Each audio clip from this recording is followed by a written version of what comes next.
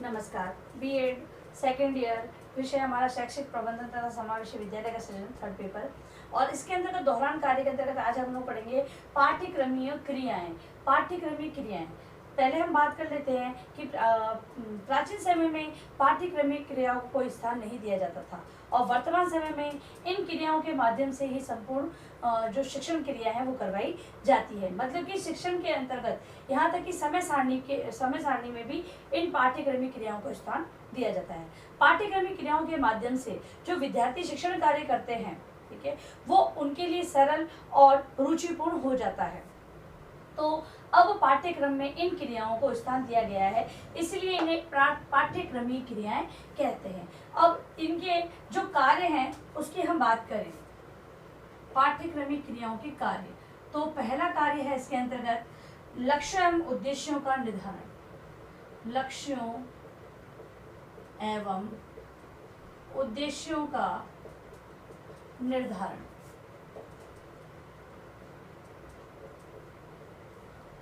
सबसे पहला कार्य, पाठ्यक्रमीय क्रियाएं जब निर्धारित की जाती है, जब पाठ्यक्रमीय क्रियाओं का समावेश किया जा रहा है, तो उनका लक्ष्य क्या है, किन लक्ष्यों पर वो आधारित है, किन उद्देश्यों की पूर्ति वो करेगी। मतलब कि शिक्षण के साथ साथ वो चलने वाली क्रियाएं हैं। अब शिक्षण के साथ साथ चलेगी तो ऐसी क्रियाएं, मतलब शिक्षण से अलग होगी तो शिक्षण उससे बाधित होगा, लेकिन अब यहाँ पर शिक्षण को साथ में लेते हुए कार्य कर रही है, तो कुछ लक्ष्य होते हैं इनके कि शिक्षण में ये इस प्रकार सहायता प्रदान करेगी, वही उद्देश्यों को पूरा करते हुए उनका निर्धारण किया जाता है। दूसरा है बालकों के संज्ञानात्मक विकास। बालकों का संज्ञानात्मक विकास। ये पाठ्यक्रमीय क्रियाएं हैं, बालकों के ज्ञान से संबंधित उनके विकास को आगे बढ़ाती है। ठीक है, तो विकास का कार्य करती है पाठ्यक्रमीय क्रियाएं। विद्यार्थियों को जो शिक्षण कार्य करवाया जा रहा है उसके साथ से ये पाठ्यक्रमीय क्रियाएं जब उन्हें करवाई जाती है तो उनका जो ज्ञान है और भी विकसित हो जाता है। विद्यार्थियों को जो ज्ञान उन्हें प्राप्त हो रहा है वो स्थायी ज्ञान उन्हें प्राप्त होता है। फिर है मनोवैज्ञानिक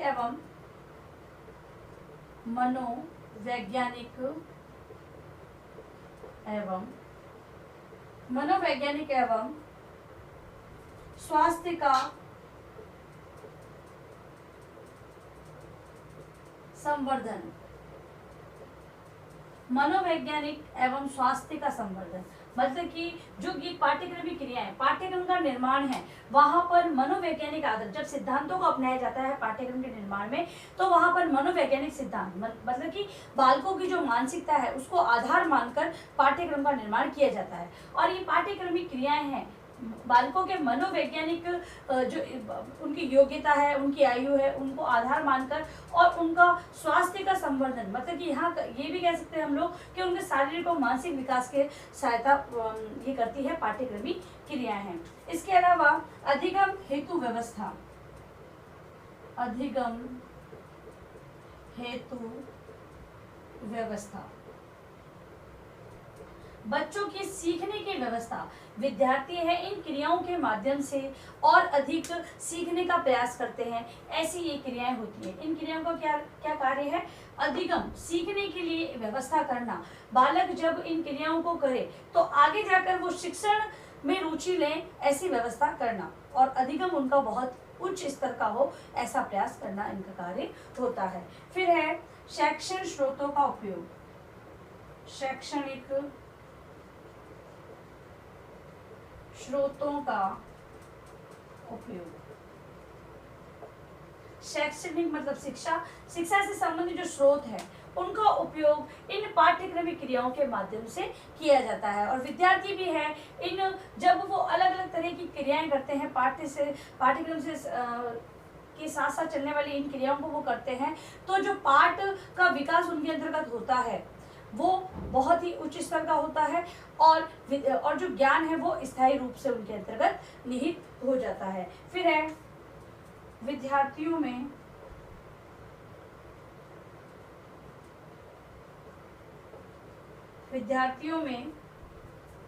विद्यार्थियों का व्यक्तिगत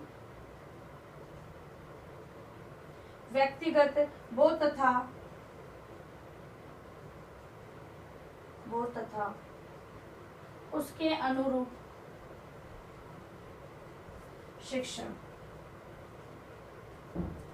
पाठ्यक्रमी क्रियाओं के माध्यम से शिक्षक है वो ये ज्ञात कर लेता है कि बालक के अंतर्गत कितना ज्ञान है। व्यक्तिगत मतलब पर्टिकुलर हर बालक को वो देखकर समझ लेता है कि ये अन्य गतिविधियों में इनकी कितनी रुचि है या शिक्षण में कितनी रुचि है। उसी के अनुरूप शिक्षण कार्य अध्यापक कक्षा कक्ष में उन्हें करवाता है। मतलब कि पढ़ाता तो सभी को साथ में, लेकिन कहाँ पर जरूरत है बच्चों को और मोटिवेशन करने की या ज़्यादा अभ्यास करवाने की कहाँ आवश्यकता है, ये सारी चीज़ें पाठ्यक्रमी क्रियाओं के माध्यम से वो क्लियर कर लेता है।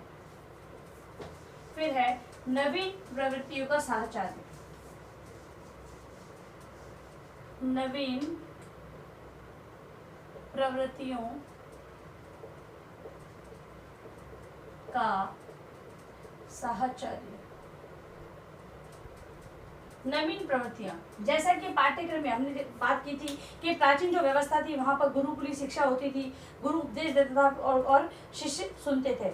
आजकल जो हमारा जो कहें कि शिक्षा की पद्धति है वो बाल केंद्रित शिक्षा पद्धति है। यहाँ पर नवीन प्रवृत्तियों का समावेश, जो पाठ्यक्रमी क्रिया है वो नवीन प्रवृत्ति ही है। इन्हीं के माध्यम से इनको साथ में लेते हुए चलते हुए और बालकों को शिक्षण करवाया जा रहा है। तो नवीन प्रवृत्तियों का साहचर्य माना जाता है पाठ्यक्रमी क्रियाओं को। समस्त कार्यक्रमों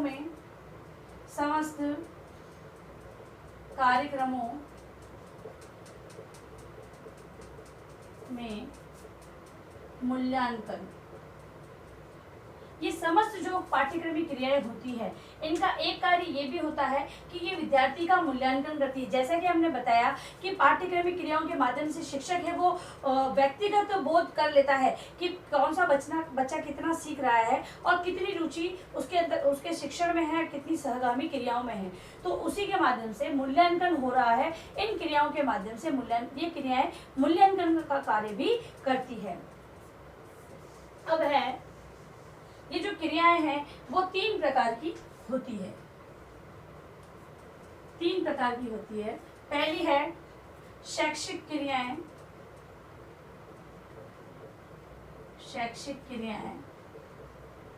दूसरी है पाठ्य सहगामी, ये इनके अलग अलग नाम दे दिए गए हैं। फिर है रुचिपूर्ण कार्य।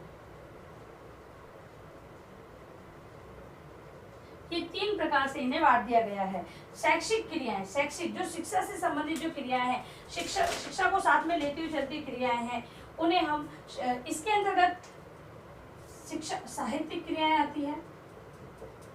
साहित्यिक क्रियाएं मतलब कि कोई प्रतियोगिता होती है, निबंध है, वाद विवाद है, ये सारी प्रतियोगिता इसके अंतर्गत है। इसके अलावा शारीरिक क्रियाएं, योग है, प्राणायाम है, ये सारी चीजें। इसके अलावा सामाजिक क्रियाएं, समाज से जुड़े हुए जो कार्य होते हैं वो सामाजिक क्रियाओं के अंतर्गत लिए गए हैं। फिर है सांस्कृतिक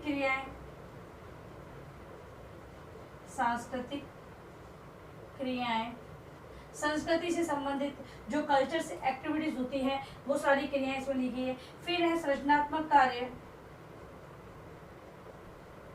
सृजनात्मक कार्य को भी इसके अंतर्गत लिया गया है। फिर है राष्ट्रीय क्रियाकलाप, राष्ट्रीय क्रियाकलापों को का समावेश भी इसके अंतर्गत किया जाता है। फिर है हमारी ये पाठ्य सहगामी क्रियाएं, पाठ्यक्रम के साथ साथ चलने वाली क्रियाएं, इन्हें ही हम साहित्यिक क्रियाओं के रूप में देखते हैं, शारीरिक क्रियाओं के रूप में देखते हैं, सामाजिक, सांस्कृतिक, सृजनात्मक और राष्ट्रीय क्रियाकलापों के अंतर्गत हम देखते हैं। रुचिपूर्ण कार्य, जो ये कार्य करवाए जा रहे हैं, जो ये शैक्षिक क्रियाएं करवाई जा रही है वो रुचिपूर्ण मतलब कि बालकों पर ये क्रियाएं थोपी नहीं जाती है, बालक अपनी रुचि के अनुसार इन क्रियाओं में भाग लेते हैं। ठीक है, तो ये शैक्षिक क्रिया, पाठ्यक्रमी क्रियाओं को शैक्षिक क्रियाएं कहते हैं, पाठ्य सहगामी क्रियाएं कहते हैं और रुचिपूर्ण कार्य के नाम से भी इन्हें पुकारा जाता है। ठीक है, तो ये अलग अलग क्यों? क्योंकि शिक्षा से संबंधित इन तथ्यों का समावेश, अब जैसे साहित्यिक क्रियाएं हैं, बालकों को निबंध हम लोग सिखाते हैं और निबंध प्रतियोगिता करवा दी, तो पाठ्यक्रम के अंतर्गत निबंध भी सिखाया जा रहा है और प्रतियोगिता के माध्यम से हम क्रिया भी करवा रहे हैं। शारीरिक योग प्राणायाम की शिक्षा भी हम लोग शिक्षण के अंतर्गत देते हैं और इन क्रियाओं के माध्यम से भी। फिर सामाजिक क्रियाएं हैं, तो बच्चों की रुचि के अनुसार बालकों की रुचि होती है कि वो समाज से जुड़े कार्य करते हैं, तो ऐसी सामाजिक क्रिया, रैलियां निकलवाना, ठीक है, ये सारी क्रियाएं हम लोग जब शिक्षा के माध्यम से करवाते हैं तो बच्चों के अंदर रुचि उत्पन्न होती है। फिर है सांस्कृतिक क्रिया, तो सांस्कृतिक क्रियाओं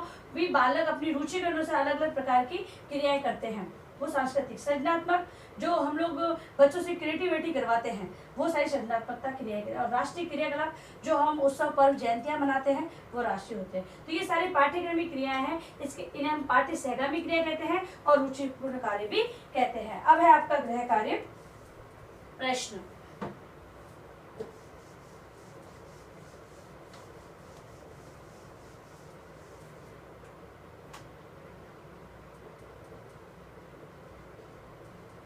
पाठ्यक्रमीय क्रियाएं कौन कौन सी है, वर्णन करें।